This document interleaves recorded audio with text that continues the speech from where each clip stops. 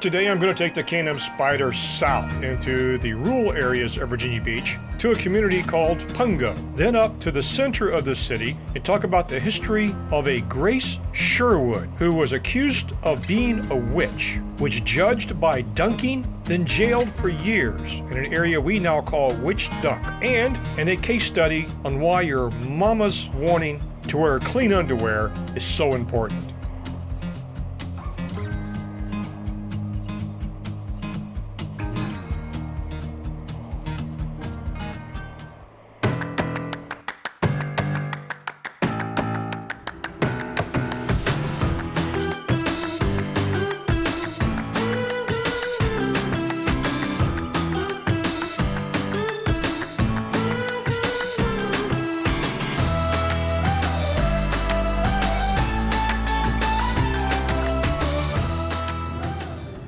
We are in Pungo, Virginia, in the city of Virginia Beach. Pungo is a community.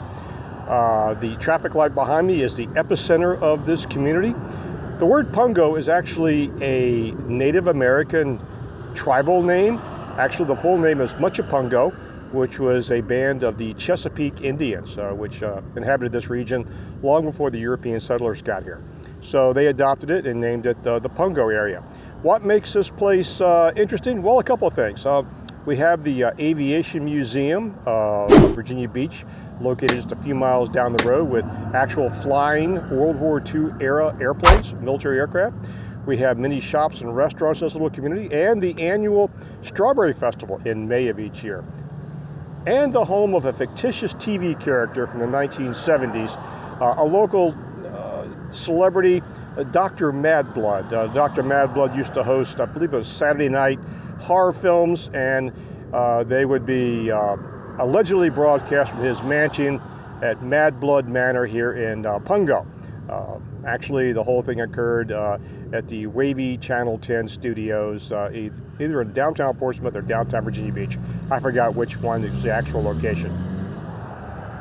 But the most famous, or shall I say infamous, former resident is a Grace Sherwood, who lived in this area between the late 1600s to the early 1700s. I think she died in 1740. And she is also known as the Witch of Pungo. This is Old Donation Church. It's one of the oldest churches, one of the oldest structures in the city. It wasn't around during the time of Grace Sherwood, but it makes a good backdrop. Why are we here? Well, it's actually sitting on a road, which is behind me, called Witch Duck Road. Why is it called Witch Duck Road, you may ask? Well, when Grace Sherwood was accused of being a witch, she was brought up to this part of the city, good 14 miles away, and tried for her crimes of being a witch. What makes you think she's a witch? Well, she turned me into a newt!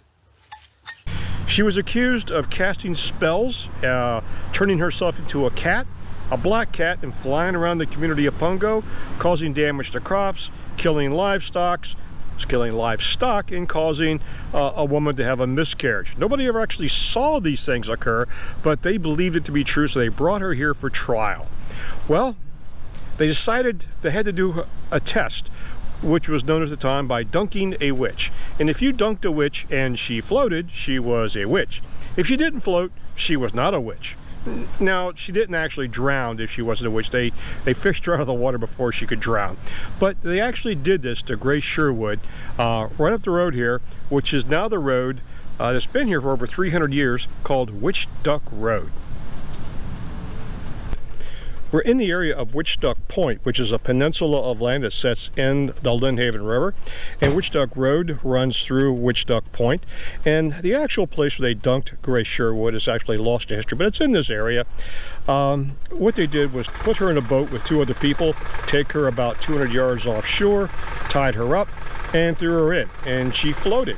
Well, that didn't go very well. So they brought her back to the boat and tied a 13-pound Bible around her and threw her back in. This time she sank, but she untied the Bible because she didn't want to drown and floated back to the surface.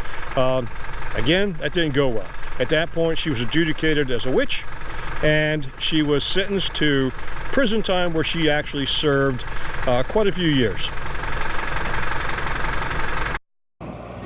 As a young lad growing up in Virginia Beach, most of the waterfront property was just occupied by a few scattered homes.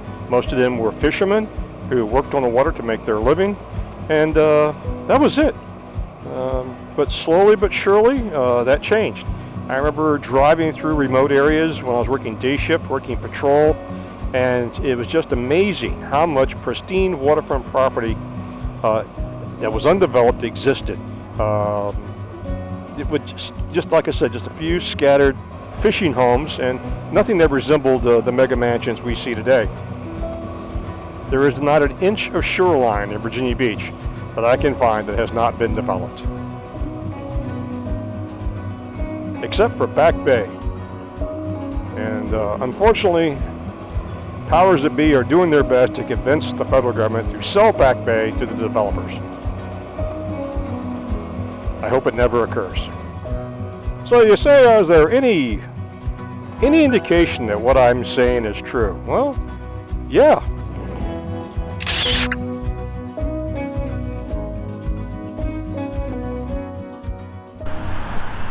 And here, near the intersection of Witch Duck Road and Independence Boulevard in Virginia Beach, is a statue of Grace Sherwood, the Witch of Pungo.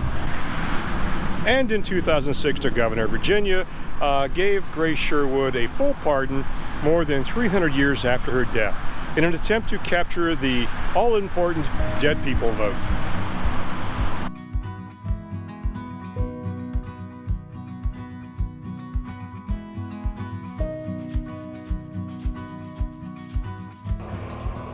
This area we're in now is in the 3rd Police Precinct area of the city of Virginia Beach. It is the first precinct I was assigned to as a young patrol officer. And this is, if memory serves, just a border between 2 patrol zones. I've worked all the patrol zones throughout my time. And I worked this area here, these 2 zones, this one and the next one we're going to, a lot. To my right used to be nothing but farm fields. Now it's a couple of schools. But I have a lot of stories, a lot of memories from this area. And one I want to share with you. So one fine spring day in the mid-'80s, I get a call for an accident with injuries at this intersection behind me.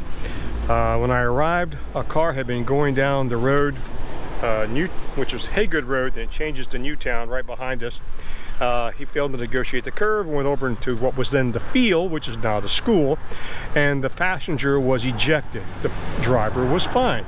And we get to the scene. The passenger, a young woman, late teens, early 20s, was laying in the field on her back. We get there, and it was clear she had some problems. Her thighs seemed to be compressed like an accordion.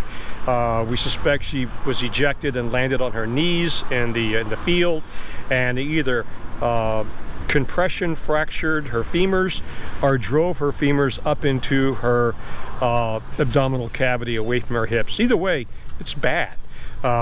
So she was in pain and shock, crying, and rescue gets her at the same time we do, and they began to triage her. They start by cutting all the clothes away from you so they can evaluate where you are injured and to package you up properly and to get you to the hospital. As they began to cut her clothes away, I could see she was actually traumatized, not just by the injuries, but the fact that 6 or 7 people were cutting all of her clothes away, and she was laying in the middle of a field, totally naked and bare to the world, while she's injured. At that moment, I didn't have anything really to do except tend to the injured, and rescue was doing that. So I knew I needed to do something to help her relieve the stress she was going through. So I leaned down next to her ear, and I asked her this simple question. When you were young, did your mama tell you to always wear clean underwear in case you're involved in an accident? And she looked over at me, crying, and she said, yes. And I said, this is why. And she began to laugh. So that sort of made my day. I put a little bit of humor and happiness into what was clearly a very tragic situation. But I felt like I did what I can do in the moment. The good news is I don't remember exactly what the details of her injuries were, but she healed up just fine and went on to have a life. The driver, wasn't injured. He was more concerned about the damage to his car than the young lady that he caused to eject. The cause of the wreck, tried to negotiate that curve behind us way too fast, and on the grade found himself airborne and went over into the field. Just another of 1,000 war stories. When you think about the Grace Sherwood story, she was accused of being a witch, causing harm to others, with absolutely no witnesses or evidence of any kind, and sentenced to jail. I'm so glad we now live in a world where no one points the finger of blame at innocent people for their own misfortune. And the days of witch hunts are over. Or are they? Well, enough of that. It's getting warm. I'm going to go back to the house and have a nice glass of iced tea. As always, folks, thanks for watching. We appreciate it. And if you like the video, please leave a comment below, give us a thumbs up, and hit the subscribe button. Y'all take care. Bye-bye.